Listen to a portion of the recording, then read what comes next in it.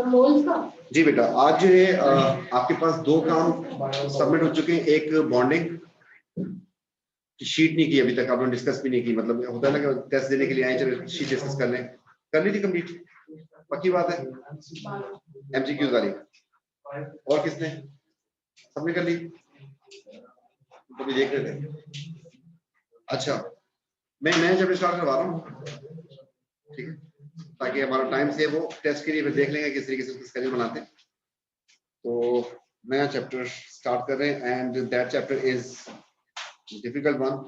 ओ level का सबसे मुश्किल चैप्टर है। हाँ, ओ लेवल का सबसे मुश्किल चैप्टर है ये। नहीं, मोल्ड मुश्किल नहीं।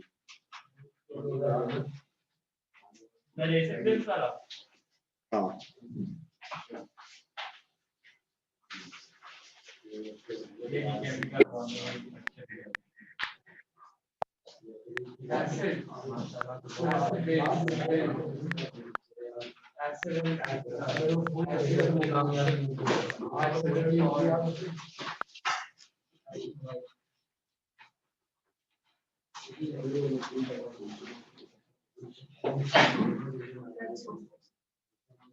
the topic is acid base salt.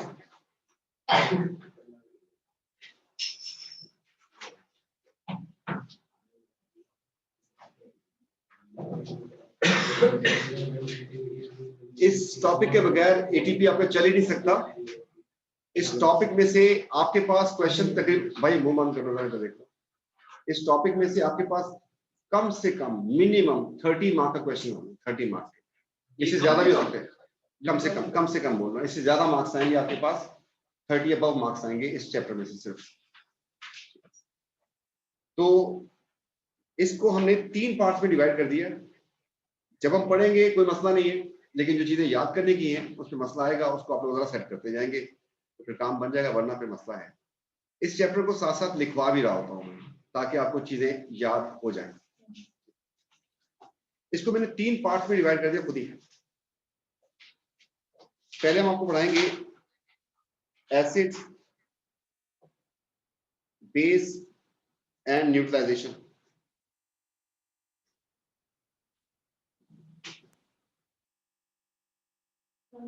Second part इसका हो जाएगा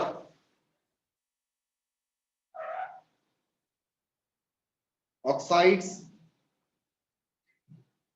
pH and indicators.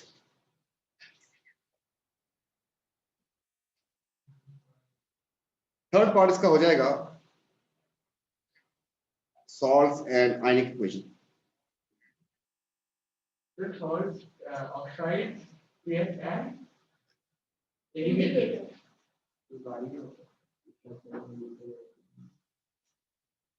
In 3 parts में इसको डिवाइड कर दिया हमने, part 1, part 2 and part 3।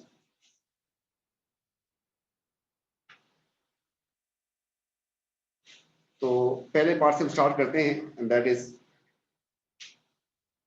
Acid, base and neutralisation.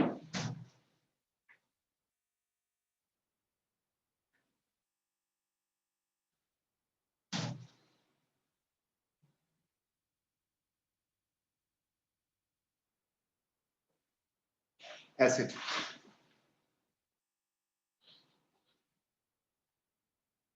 class of compounds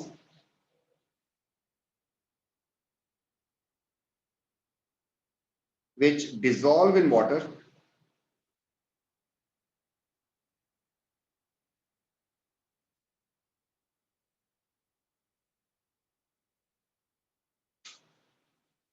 and produce H positive ions.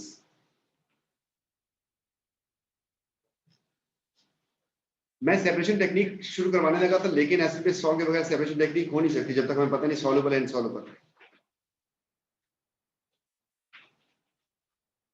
2 काम करें तो ये एसिड होंगे। एक तो पानी में डिसॉल्व हो जाए और डिसॉल्व होने के साथ H पॉजिटिव आयन भी प्रोड्यूस करे तो एसिड है, वरना नहीं। तो क्या कोई एसिड पानी में इनसॉल्युबल हो सकता है? नो। इसी डेफिनेशन से आपको पता चला कि ऑल एसिड्स आर सॉल्युबल। और जब सॉल्युबल कोई चीज हो उसके साथ स्टेट सिंबल लगाते हैं एक्वस का। दैट इज HCl लिखेंगे तो एक्वस लिखेंगे, H2SO4 लिखेंगे तो एक्वस लिखेंगे। जो भी चीज सॉल्युबल होती है उसके लिए हम ये टर्म यूज करते हैं, सॉल्युबल के लिए एक्वस का वर्ड आएगा उसके साथ।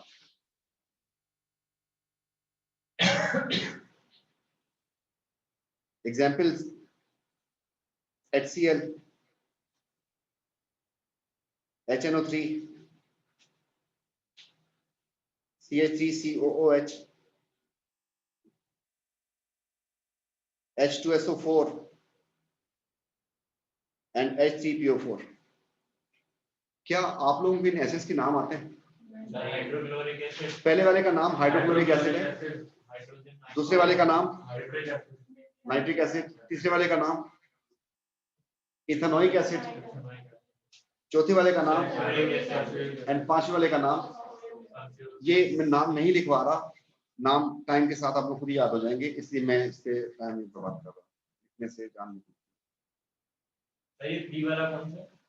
टीकू है नाम, बता देता हूँ। अगर आपने इनको पानी में ऐड कर दिया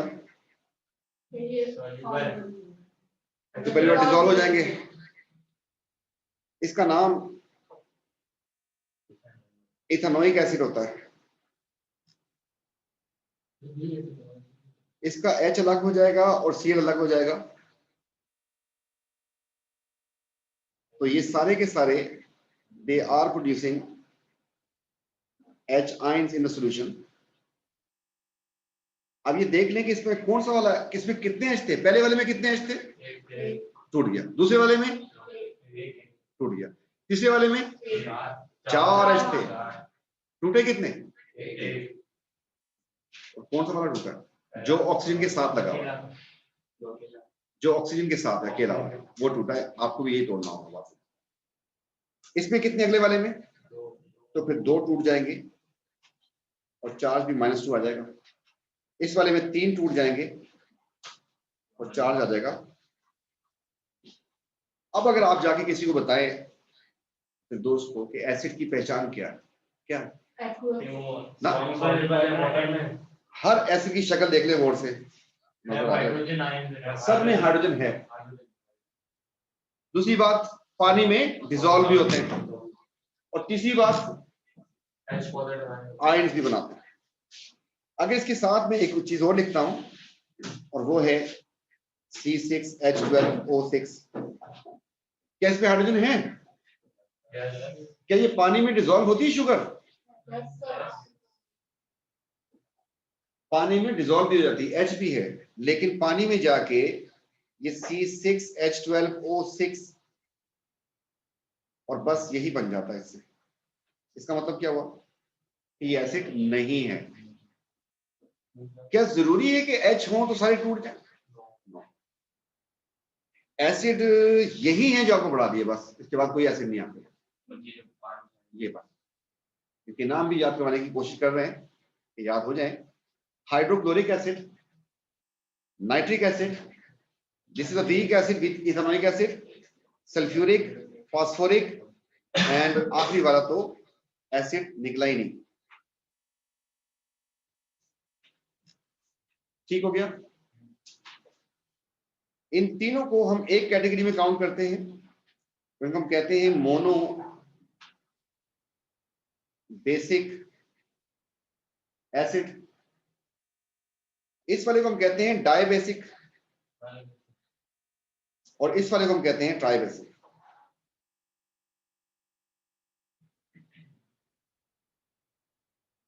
क्या आपको फर्क नजर आ रहा है? हाइड्रोजन जहाँ पे एक जिसमें से एक मॉलिक्यूल से एक हाइड्रोजन तो वो मोनो है, जिसमें 1 से 3 निकल रहे थे वो ट्राई बेसिक है। सबकी डेफिनेशन लिखवाऊंगा तो बात लंबी हो जाएगी, हम एक लिखवा देंगे तो बात बन जाएगी। कॉपी मार ली?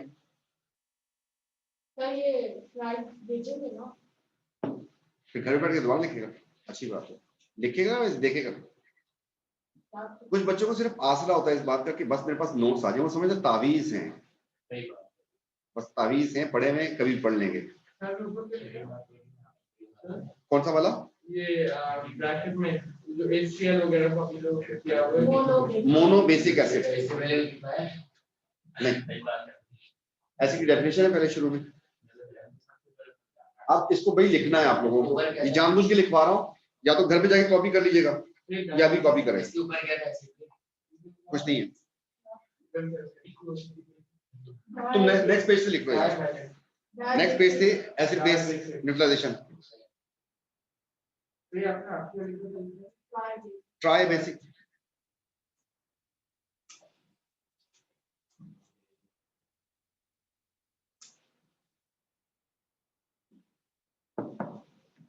चलें बढ़े आगे। ये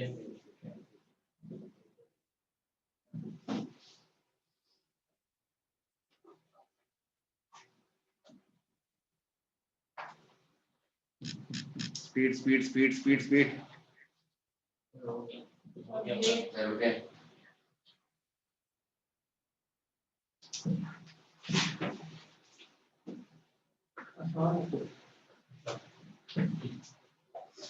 यही है बस।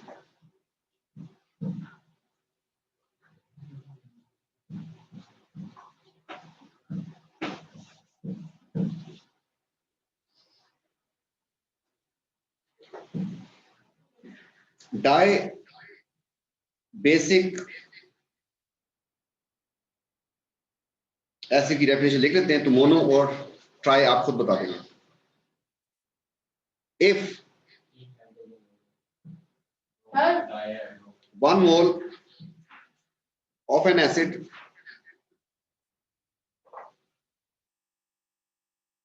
produces 2 hydrogen ions,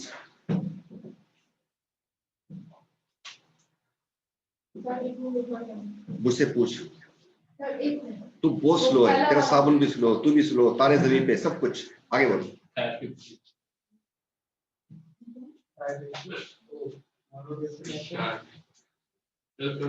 तुझे मशवरा दे रहा हूँ, तो मेरी तरफ फारिग आदमी है, घर पे बैठ के ये भेज दूंगा स्लाइड, लिख लेना, साफ सुथरे लिखना। क्लियर? तो एसिड की अब हम करने जा रहे हैं फिजिकल प्रॉपर्टीज।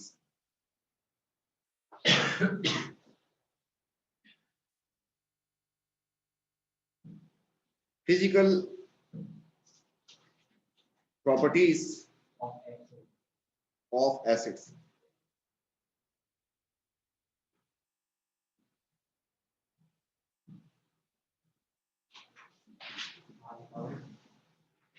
इनका सॉर टेस्ट होता है, तो बात यही पे खत्म नहीं, दुनिया की हर खट्टी चीज एसिड है। जितने फ्रूट पकते हैं जो मीठे हो जाते हैं बाद में, सबसे पहले उनमें एसिड ही होता है, तो ग्लूकोज बनेगा। टेस्ट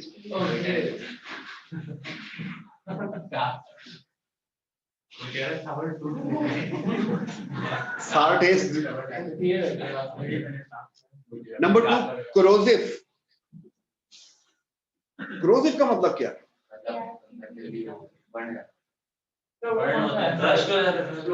कोरोसिव का मतलब है ऐसी कोई भी चीज जो प्लेन सरफेस को, जो स्मूथ सरफेस को रफ कर दे। और कोरोसिव का मेन टर्म, प्लास्टिक पे वो भी खराब, पंखे पे वो भी खराब, दीवार पे वो भी खराब, स्किन पे गिर जाए तब भी खराब। हर चीज को अगर करता है तब कोरोसिव बोलेंगे ना, एसिड्स। और ये खट्टा हर एसिड चखने का नहीं होता। सिरका जो घर में यूज करते हैं वो इथेनोइक एसिड होता है, विनेगर, वो भी पीछे दिखा के गए आपको। तीसरी बात, they turn blue litmus red।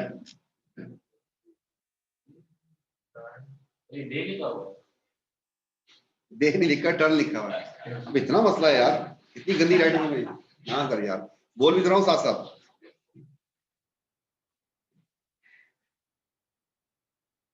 pH less than 7,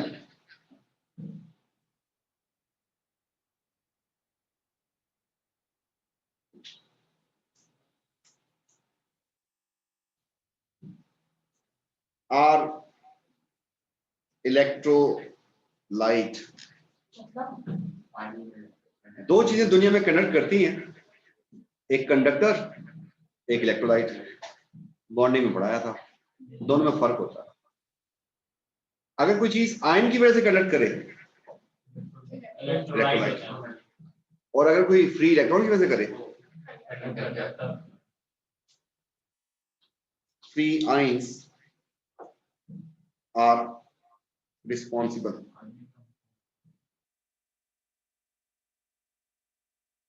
for conduction of electricity.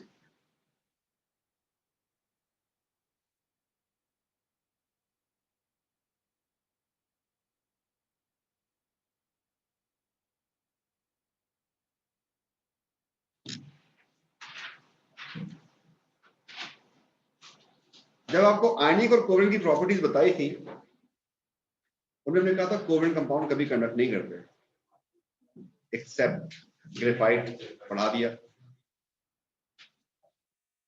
Free electrons की वजह से।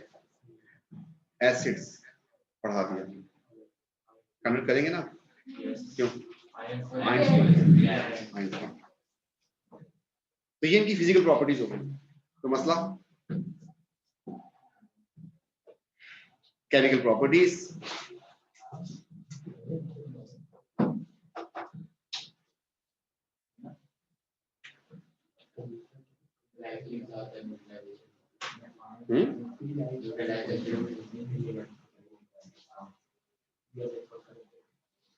तो chemical properties of acids.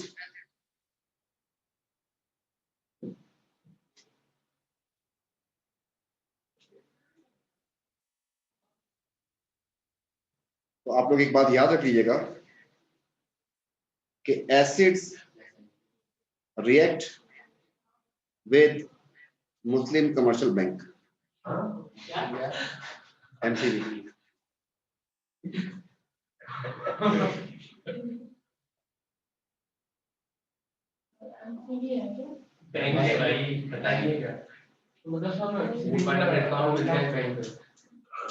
Metal,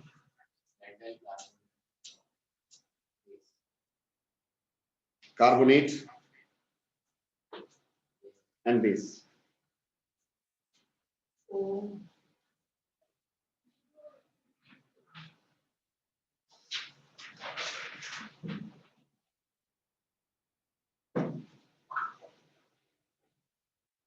Reaction with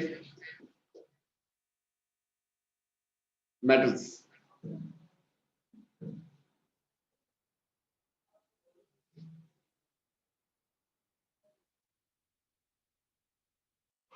acids react with metals,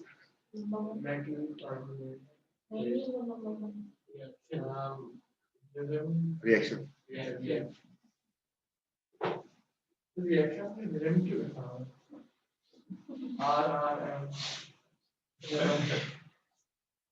दूसरा भी आ रहा है, वाई बोल दे।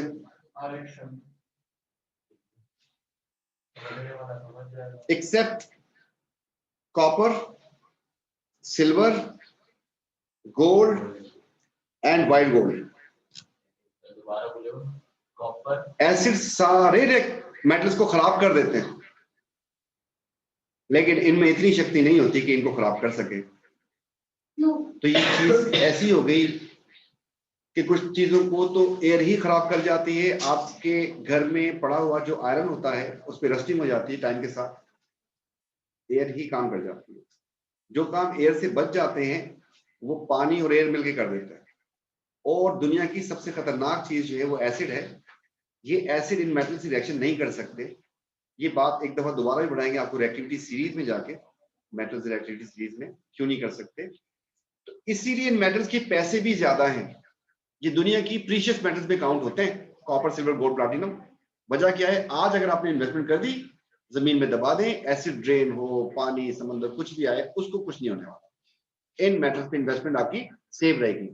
यही आपने अगर 10 टन सोना वो लेके आयरन लेके रख दिया तो टाइम के साथ 10 साल बाद देखेंगे तो कुछ बस सब कुछ फारिग हो चुका होगा।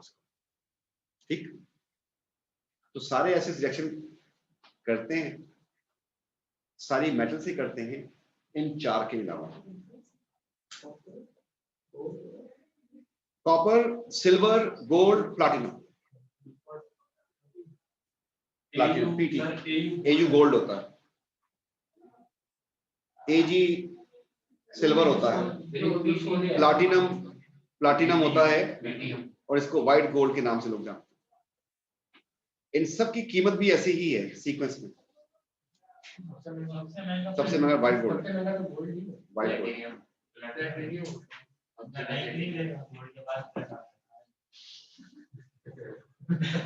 तो यहाँ लिखा हमने एसिड, यहाँ हमने लिखा मेटल, बनेगा सॉल्ट एंड बनेगी hydrogen gas.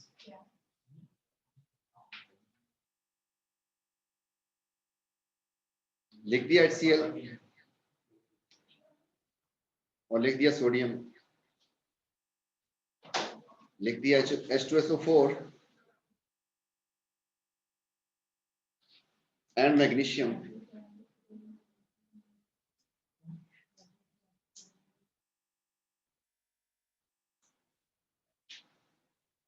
HNO3 and calcium. NaCl plus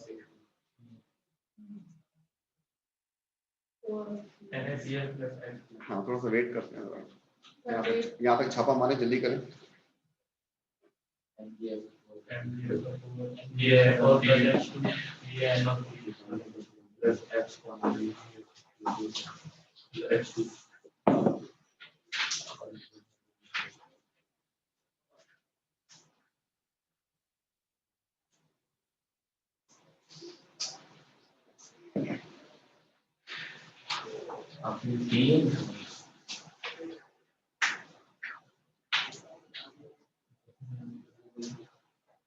speed है।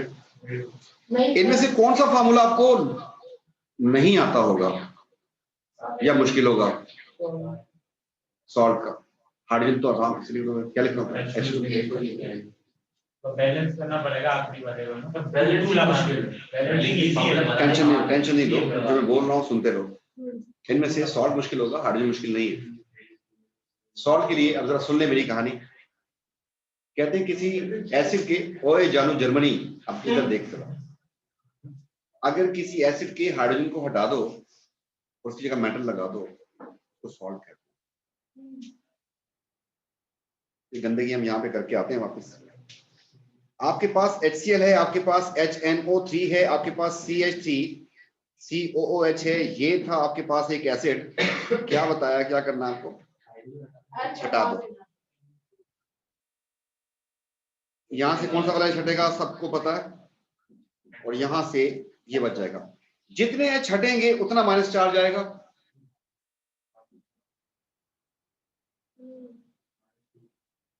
ये बात नहीं समझा? इस जगह क्या लगाना है? मेटल। मेटल को भी पकड़ो काम से। मैंने कैल्शियम सबके साथ जोड़ने की कोशिश कर दी, तो मसला है कोई? कैल्शियम का चार्ज +2 होता है, तो फार्मूला राइटिंग तो आपको सिखाई थी। तो आप सोच के बता दें कि पहले वाले का फार्मूला क्या बन जाएगा? CaCl2। जो बात है, Ca, यहाँ पर भी Ca, यहाँ पर भी Ca और यहाँ पर भी Ca, ये बन जाएगा Cl2, ये बन जाएगा NO3 ट्वाइस, ये बन जाएगा आपके पास ब्रैकेट ट्वाइस, और ये बन जाएगा सीधा सीधा। कैसे बनाते हैं सॉल्ट? एसिड का हाइड्रोजन हटाओ, मेटल लगाओ, एंजॉय।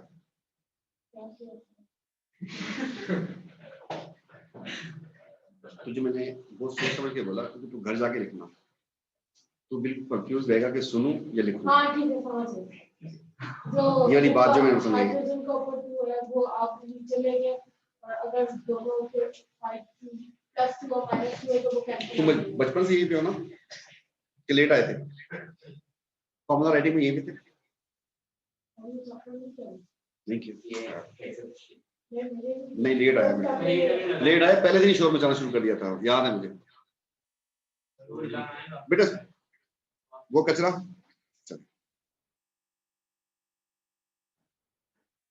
हाँ, ये तो गलत क्या बोल तूने मुझे वापस लगाया, वापस कहाँ तक वापस करें? 2001 में जा सकते हैं वापस?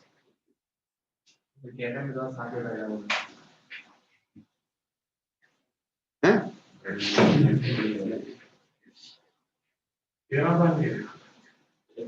98 का है।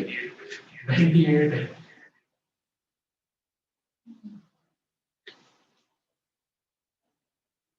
ये कचरा मिल जाएगा आपको। तो बड़ी उम्मीद है कि आप लोग सॉल्ट बना लेंगे। तो आपके पास यहाँ पर Cl नॉर्मली नेगेटिव वाले को राइट हैंड साइड पे लिखते हैं फॉर्मूला राइटिंग में, यहाँ से सल्फेट और यहाँ से नाइट्रेट। सोडियम पे चार्ज कितना होता है? तो कहानी खत्म हो गई। सल्फेट पे चार्ज कितना होता है याद है? और मंगू पे जान छूट गई। कैल्शियम पे चार्ज, जो बात है, बस ये बच्चा मेहनत नहीं करता, बच्चा ये नहीं लिखता, तो बाकी मसला नहीं है। देखिए बनेगा क्या, ये भी आसान काम है। अगर आपने इसको भी यूज कर लिया, इसको भी यूज कर लिया, बचा गया। अगर आपने इसको भी यूज कर लिया, इसको भी यूज किया, तो क्या बच गया? तो साफ साफ नजर आ रहा है ना आपको कि बचेगा क्या? वही बनेगा फिर। और वैसे भी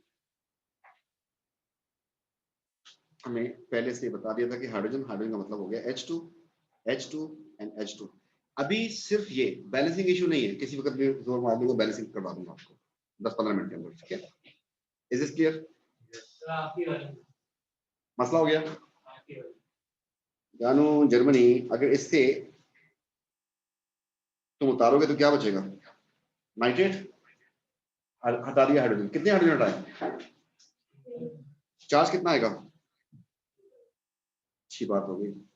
और कैल्शियम पे कितना चार्ज होता है? ये आ जाएगा यहाँ पर और ये आ जाएगा यहाँ पर, फॉर्मूला राइटिंग।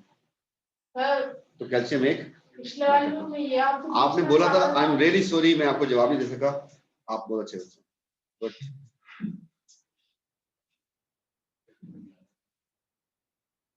ठीक, क्लियर पहली वाली बात। ये कचरा यहीं पे छोड़ देता हूं मैं। Now the second type of reaction, chemical properties की रिएक्शन विद कार्बोनेट्स। आप लोगों को कार्बोनेट की पहचान करवा रहा हूं मैं। आप लोग मेटल तो पहचान जाओगे, मैंने कोई पहचान नहीं करवाई। कार्बोनेट की पहचान जो है, जिनको शुरू से लेके चल रहा हूं उनको पता है कि कार्बोनेट और हाइड्रोजन कार्बोनेट, ये चीज CO3 नजर आएगा आपको उसमें। ये -2 भी हो सकता है और ये भी हो सकता है, ये दोनों कार्बोनेट ही हैं। कार्बोनेट्स। एसिड लिखा, तुमने पूछना था तो मैंने लिख दिया। तुमने पूछना था तो मैंने लिख दिया, कार्बोनेट ये होता है।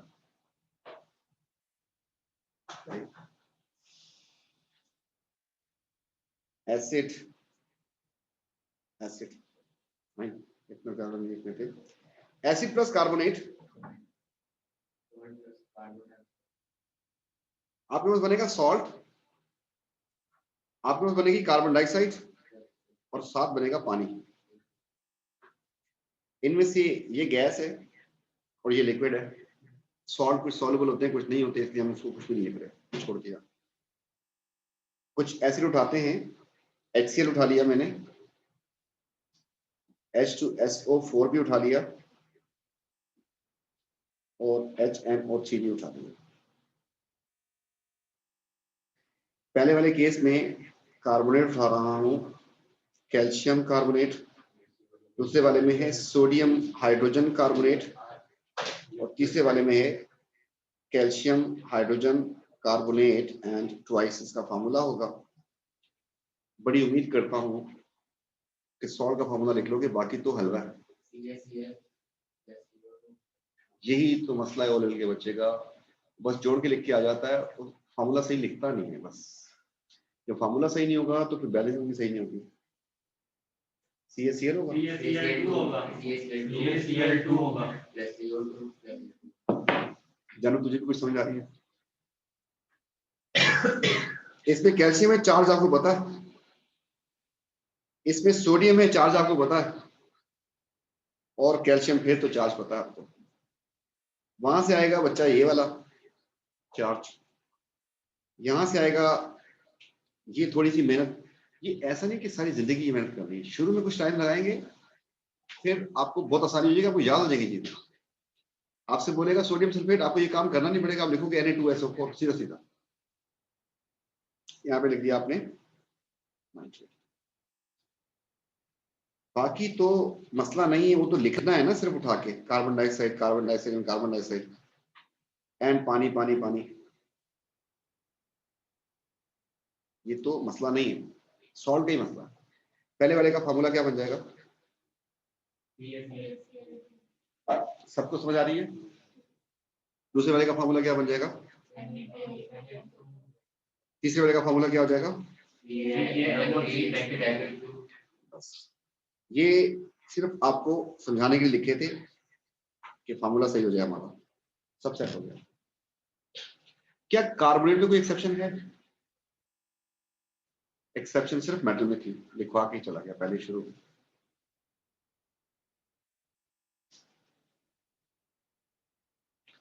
कुछ बात समझ आई? तीसरी बात करने कंप्लीट करने या नहीं मिला, स्पीड का मसला आ रहा है। वेट तू तो शुरू कर रहा है, हेडिंग लिख।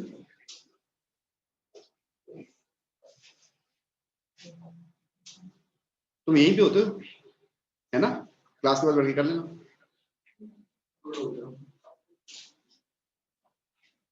The third one is reaction with base.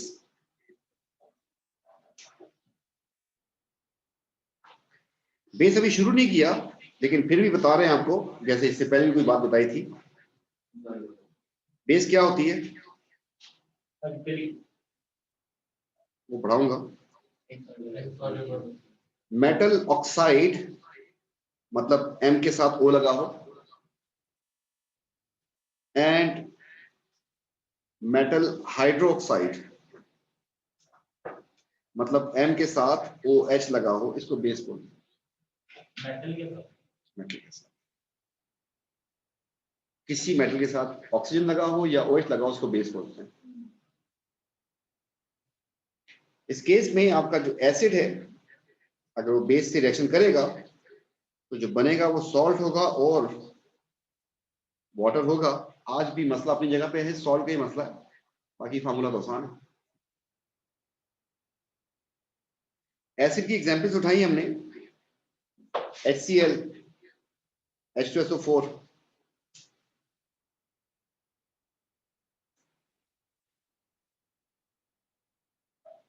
और बेस में मैंने उठा लिया एक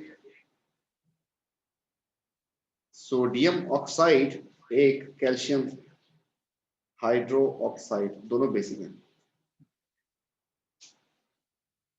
उस तरफ आपको कौन सा फार्मूला लिख सकते हो?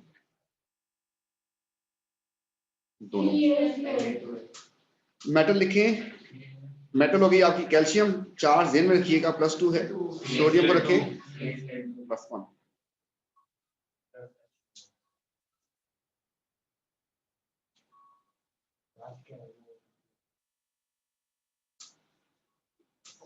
अल्हम्दुलिल्लाह।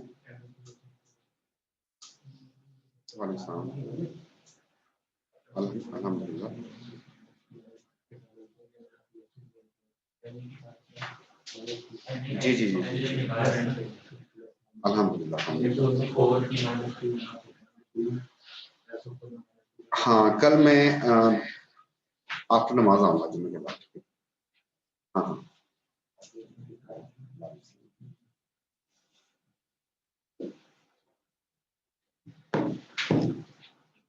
और इसी से आ जाएगा इसके पास Cl चार्ज -1 एंड SO4 पे चार्ज। अच्छी बात हो गई, इतनी मेहनत थोड़ी सी कर लीजिएगा, मैं कह रहा हूँ कि इंशाल्लाह आगे मसला नहीं होगा। ये 2 बन जाएगा, ये 2 बन, हाँ हाँ हाँ मैंने कहा लिखा है, बाद में लिखा है। जब वो वाला एमिन लिया तो आपने खाली Na लिखा, मगर Na के A के नीचे जो बावले वो तो उसका फार्मूला है सोडियम ऑक्साइड का, यहाँ तो फार्मूला नया बनाना पड़ेगा ना। क्या अगर Na का फार्मूला Cl के साथ जो रेशियो है फॉस्फेट के साथ भी वही रेशियो होगी? तो यही कह रहा है ना कि H2 क्यों नहीं उठाया मैंने, Na2 उठाना चाहिए था। पागल हो गया क्या? नहीं करेंगे, ये तो इस ऑक्सीजन की वजह से आया हुआ चार्ज, तुम तो ऑक्सीजन उठा दी वहां से। अब तुम ये नहीं बोलना कि सल्फेट में ऑक्सीजन है, तो आपको नए फार्मूले बनाने पड़ते हैं। ठीक है जी, अब इसके बाद जो है हम इसको रिमूव कर दें, और इसको भी रिमूव कर दिया। पानी का फार्मूला तो आता होगा, H2O N H2O। तो मसला पक्की बात है सबको। देखिए एक टाइम आएगा कि आप लोग स्ट्रॉन्ग एसिड, वीक एसिड पढ़ना है, बेस पढ़ना है, इंडिका, बहुत कुछ आएगा। जब भूल जाओगे तो एक चीज याद रखिएगा कि एसिड किससे रिएक्शन करता है? मुस्लिम कमर्शियल बैंक। मुस्लिम समझते हो? मेटल। सी समझते हो? एंड बी समझते हो? समझना ये नहीं होता, समझना ये होता है कि कार्बन पहचान जाओगे। CO3 पे चार्ज कितना होता है? अच्छी बात होगी। और बेस क्या चीज होती है? मेटल ऑक्साइड या मेटल हाइड्रोक्साइड। अब मैं ये कह रहा हूं कि यहाँ पर एक टाइम आएगा कि मैं आपको रिवीजन पे बस यही बातें समझाऊंगा कि अगर आप कभी भूल जाओ तो आपको सिर्फ एक बात याद रखनी है कि अगर एसिड है तो वो करेगा MCB से रिएक्शन।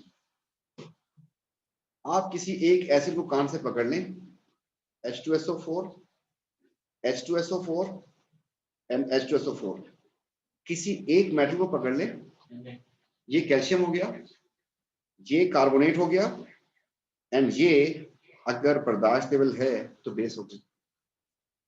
बनेगा क्या? सॉल्ट तो सब में बनेगा। सॉल्ट बनाते बनाते आप किस किस चीज को फारिग कर चुके होंगे? आप कैल्शियम को फारिग कर चुके होंगे और सल्फेट को फारिग कर चुके होंगे, इज इट? तो पहले केस में क्या बच गया आपके पास? सिर्फ हाइड्रोजन बनेगी। दूसरे केस में वाटर एंड कार्बन डाइऑक्साइड बनेगी, एंड तीसरे केस में H एंड OH बचा है, पानी बन जाएगा बस। सॉल्ट तो सब में कॉमन है, क्या वाटर भी सब में कॉमन है? कौन कौन सी गैसेस बनी MCB के रिएक्शन से? वो रिएक्शन जिसमें गैस बनती है, they are very very important in rate of reaction. फिर ग्राफ का क्वेश्चन आता है आपके पास ATB में, रेट ऑफ रिएक्शन। ऐसे कोई रिएक्शन जिसमें गैस बन रही होती है उसको हम यूज करते हैं ग्राफ बनाने के लिए, आगे चल के उनके भी काम आएंगे। हमारे पास गैसेस ही लिमिटेड बनती है, तो दो तो एसिड नहीं बनाती। ठीक है, ये बात सबको समझ आ गई?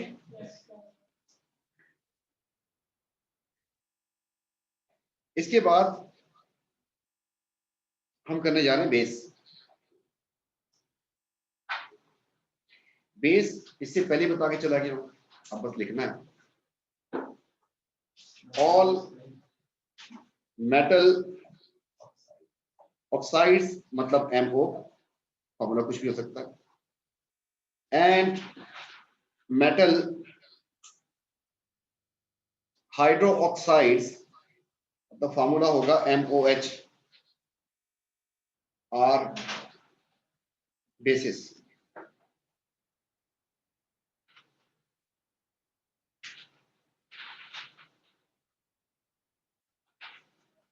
Example MgO, barium hydro oxide, copper oxide, sodium oxide, potassium hydroxide, काफी है। हमने एक और काम किया, नीचे रखा पानी, और हर बेस जो मैंने एग्जांपल दी है इनको हमने इस सब में पानी है फेंक दिया। तो ये कंप्लीटली डिसॉल्व हो जाएगी। आपको कैसे पता चलेगा डिसॉल्व हो गई है? एटीपी का क्वेश्चन है। How you come to know कि compound is get dissolve in water? What you will see? Produce hydrogen gas. Export and तो bubbles बनेंगे ना gas. Hydrogen gas से मैं ये बोल ही नहीं रहा, मैं तो कह रहा हूँ दुनिया का कोई भी कंपाउंड पानी में अगर डिसॉल्व हो जाता है, आपके घर में पड़ा हुआ नमक पानी में डिसॉल्व हो जाता है, इनविजिबल हो जाएगा, डिसअपियर हो जाए तो इसका मतलब सॉल्युबल है। अगर डिसअपियर नहीं होता इसका मतलब इसमें आपको कुछ नजर नहीं आएगा। पहले वाले में मैंने सॉल्युबल, ये भी डिसॉल्व हो गया, इसमें ये कचरा नीचे नजर आएगा आपको, इट इज इनसॉल्युबल। इसमें डिसॉल्व हो गया, आपको कुछ नजर नहीं आएगा, जबकि इसमें भी कचरा आपको नीचे नजर आएगा, इसका मतलब कि इनसॉल्युबल। ये सारी थी क्या बेसिस जो डिसॉल्व हो गई हैं उनको हम कहते हैं एल्कली। तो एल्कली क्या चीज है basically? It's a type of base, yes, which are soluble. तो हम लिखने जा रहे हैं कि soluble bases are called alkali. बेटा ये मुझे तो याद था कि सॉल्युबल है इनसॉल्युबल, आपको कैसे याद रहेगा कौन सी सॉल्युबल है कौन सी इनसॉल्युबल? ऐसे ही निकला गया। अच्छा, ये तो कुदरती ऐसा हो गया, ऐसा जरूरी नहीं है। नहीं, सोडियम ऑक्साइड को देखो, मैंने तो याद किया था, लिख दिया। आप लोग कैसे याद रखेंगे कौन सी सॉल्युबल है कौन सी इनसॉल्युबल है? तो इसके लिए आपके पास एक था ग्रुप 1 और एक था ग्रुप 2। ग्रुप 1 में हमारे पास होता है lithium, sodium, potassium, rubidium, caesium, francium. Group 2 में होता है beryllium, magnesium, calcium, strontium, barium and radium. इनमें से ही एल्कलीज होती है, और वो भी सारी नहीं। एक तो ये पूरा ग्रुप 1 का नाम क्या था? दूसरा कुछ समझ आई बात की? बस ये बात, इनके oxides and hydroxides are soluble, इसके अलावा कुछ नहीं। अब अगर आप ऊपर लिस्ट देखें आपको सब समझ आ जाएगा मैंने कैसे ये काम किया। तो अब से ऑनवर्ड आपके पास भी काम हो सकता है। कितना मुश्किल है याद करना है? नो, आप लोग तो जिंदाबाद लोग हैं। पीरियोडिक टेबल आपके हाथ में होगा, पेपर में भी। हाँ हाँ हाँ, एटीपी पेपर में कोई क्वेश्चन आए तो होगा, वरना नहीं होता। बेरिलियम जो आपने मार्क किया है वो सॉल्युबल है। ये जो मैंने मार्क कर दिए हैं बस ये सॉल्युबल है। इसको हल्का सा और मार्क कर देता हूँ, सिर्फ ये एल्कलीज हैं।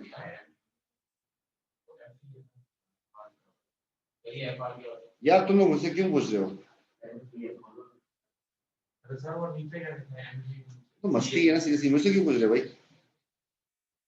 फराज बोल दो तो तुम लोग मान जाओगे मेरी बात। मेटल्स के नाम जो है अगर आपको चेक करने तो फ्रेंसियम होता है। अच्छा अच्छा अच्छा, FR,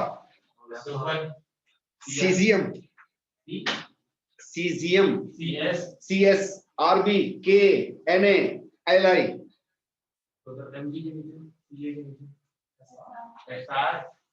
BA, RA।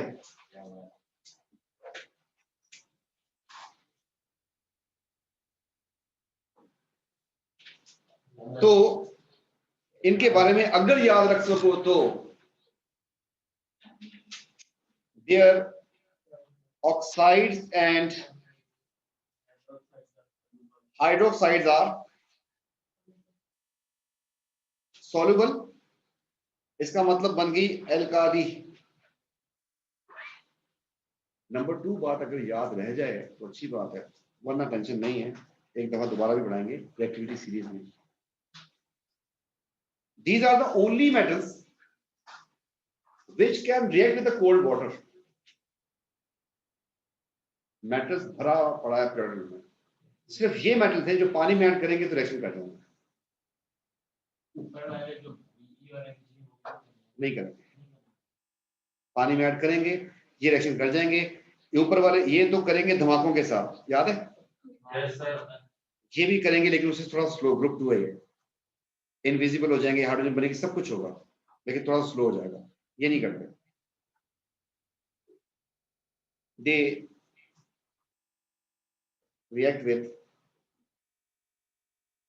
Cold water, अगर याद रह जाए तो, वरना तो अभी हम ये पढ़ नहीं रहे। गर्म पानी में डालिए सर। गर्म पानी में नहीं होता, स्टीम होती है डायरेक्ट। कोल्ड वाटर का मतलब ठंडा, चिल्ड वाटर नहीं होता, कोल्ड वाटर मतलब जो नॉर्मल वाटर होता है, चाहे गर्मी में हो चाहे सर्दी में, वाटर को कोल्ड वाटर बोलता है पूरा।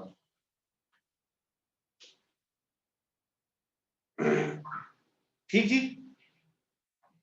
तो इसके अलावा कोई एल्कली है? Yes, plus aqueous ammonia is alkali. Ammonia is a highly soluble gas which is basic alkali.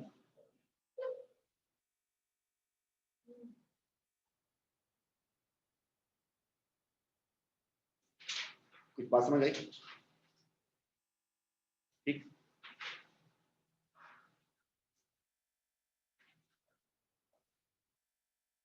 अब अगर लिस्ट देता है आपको कि इनमें से एल्कली कौन सी, पहचान जाओगे?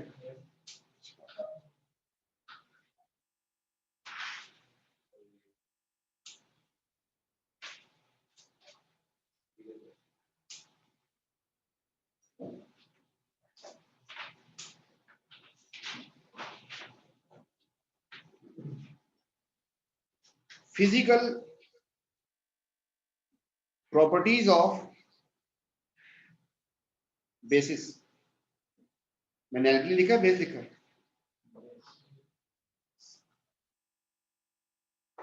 उनका टेस्ट कैसा था?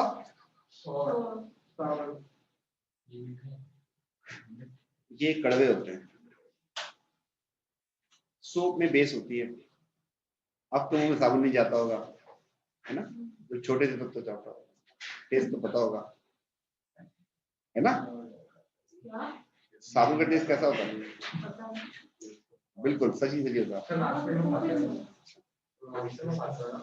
बिटर टेस्ट ऐसा होता है इनका, बिटर, कड़वा। टर्न रेड लिटमस ब्लू, ये किसी को लिटमस की कलर का मसला है? लिटमस क्या है? लिटमस एक पेपर होता है चेक करने के लिए। pH greater than 7,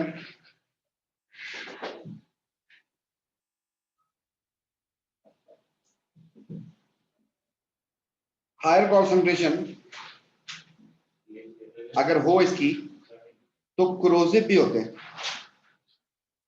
अगर बहुत ज्यादा कॉन्सेंट्रेशन हो तो क्रोसिव भी होते हैं। इलेक्ट्रोलाइट नहीं लिखूंगा क्योंकि सारी बेसिस सॉल्युबल नहीं होती, सॉल्युबल नहीं होती तो आयंस नहीं बनेंगे, आयंस नहीं बनेंगे तो कंडक्शन नहीं होती। ब्लीच पीने से जरासीम मर जाते हैं, पेट पी लेना चाहिए 15 दिन के बाद। बेटा किसी बच्चे को लिटमस पेपर के कलर में मसला है तुम्हें? इसका एक ट्रिक बता रहा हूं, एसिड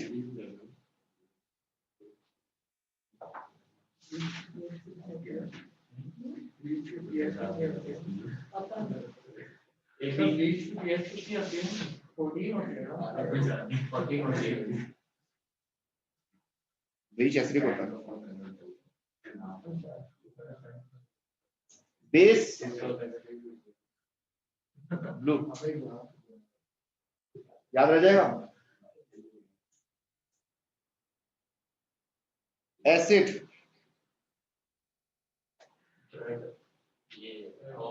रेड,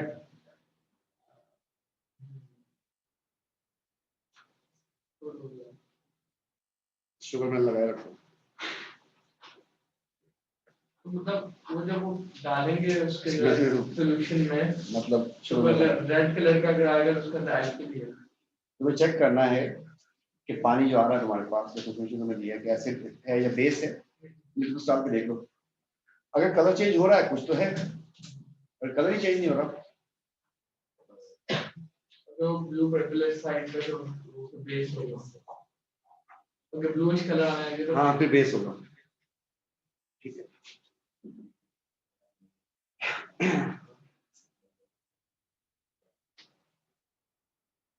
केमिकल रिएक्शंस ये बेस आ सकता है ऑफ बेसिस।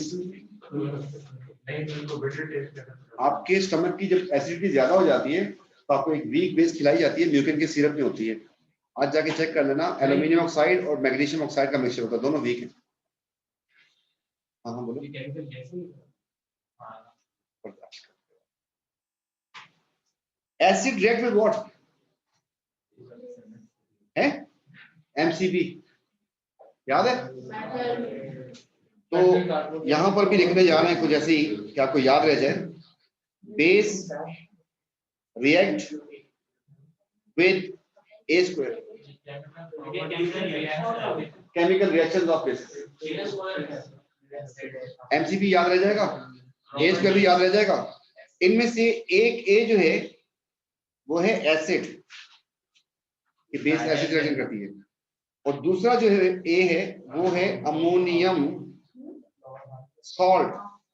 अमोनियम का मतलब NH4 पॉजिटिव वाले सॉल्ट जो है, बस बेस दो चीजों से रिएक्शन करती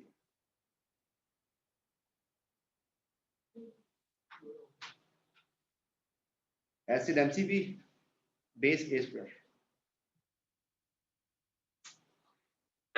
आपको अभी हंसी आ रही होगी ये क्या कर रहे हैं सर, सबसे गंदा चैप्टर ये है, यही चीजें याद नहीं रहती, मिक्सअप होके सब कुछ आएगा। तो उस वक्त जो है उस दिन के लिए अभी से बताना शुरू कर रहा हूँ ताकि याद रह जाए। सर इसमें आखिरी table base react with A square, base react with A square. ये आपने तो इसको बनाना है, ये दोनों अलग हो गया। सर NH क्या लिखा? NH4 positive. सर ये एमसीबी से नहीं करते। जब डिसाइड कर दिया है, पहले बता दिया आपको, अगर होता तो बता देते। एसिड की औकात ही एक या तीन सिलेक्शन करेगा बस। सेक्टर में आखिर में टेबल भी होता है ना? टेबल होता है, उसमें क्वेश्चन लिखा होता है कि ये क्वेश्चन सॉल्व करना। यस नहीं वो दूसरा वाला। तो मेरे बारे में सोच।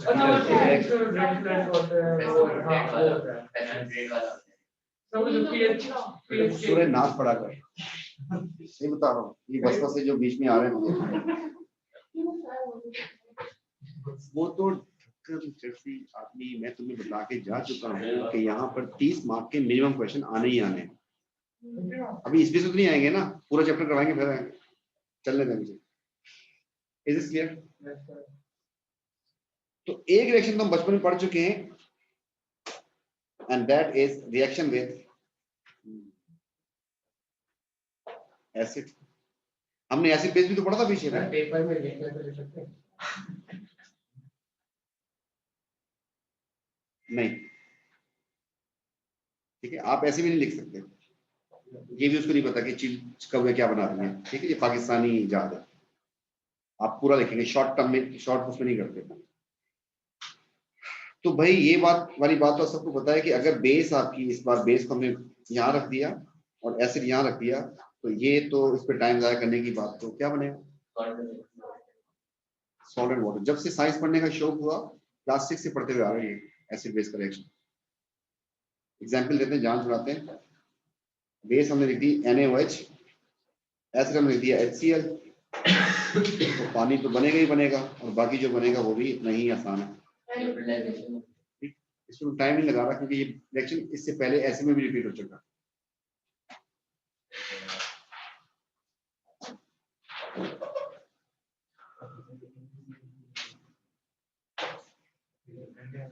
इसमें एड्रेस पर रिप्लेस कर दिया, इसको हो गया वो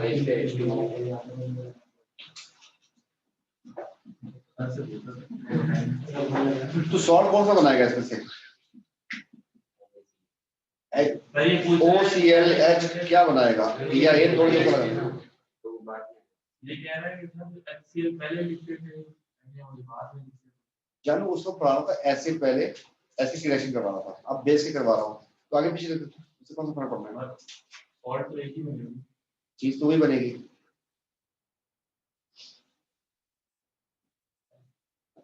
सेट, आखिरी रिएक्शन करवा दें बस, ठीक है। Reaction number 2, reaction with ammonium salt. Ammonium salt की पहचान क्या होती है? उसमें आपको NH4 नजर आएगा, उसका चार्ज बता दिया मैंने, ये है। ऐसा कोई अमोनियम के सॉल्ट, कुछ MCQs आपके पास ऐसे आते हैं सही में जो सेकंड्स में होते हैं, देखा आंसर ठक, और कुछ भी टाइम लगता है, और 90 सेकंड का टाइम होता है आपके पास हर MCQ के लिए। एक है उसमें प्योरिटी का, कि which statement explain the compound is pure, या एलिमेंट इज प्योर। क्या ढूंढते हैं? मेल्टिंग बॉइलिंग पॉइंट देखते हैं। और कभी अगर आपसे क्वेश्चन करते हैं कि which compound exhibit ionic and covalent both bonding, ऐसा कौन सा कंपाउंड है जिसमें आयनिक और कोवेलेंट दोनों होती है? अमोनियम का सॉल्ट होगा। तो मैं क्या था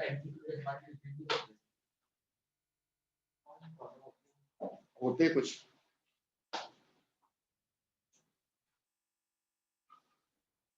अमोनियम सॉल्ट, इससे बेटा आपके पास बनेगा salt, water and ammonia gas, ये 3 चीजें बनेगी इससे। यहां पे मैंने लिख दिया NH4 Cl, एंड यहां पे लिख दिया NH4 SO4 ट्वाइस। बेस पे पकड़ करने काम से यहां मैंने यूज कर लिया इसको NaOH को, एंड यहां पे यूज कर लिया इसको। पहले केस में जो चीजें बनेगी, मेरी जान के टुकड़े, तो क्यों खराब कर रहा है इसको, ये दोनों ही खराब हो।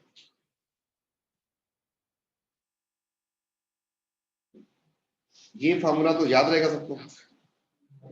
सॉल्ट क्या बनेगा पहले वाले में?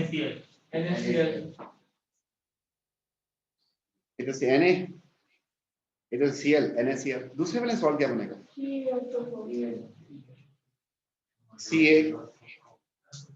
CaSO4। फॉर्चुनेटली दोनों पे चार्ज -2 +2 है, तो फार्मूला ये रहेगा।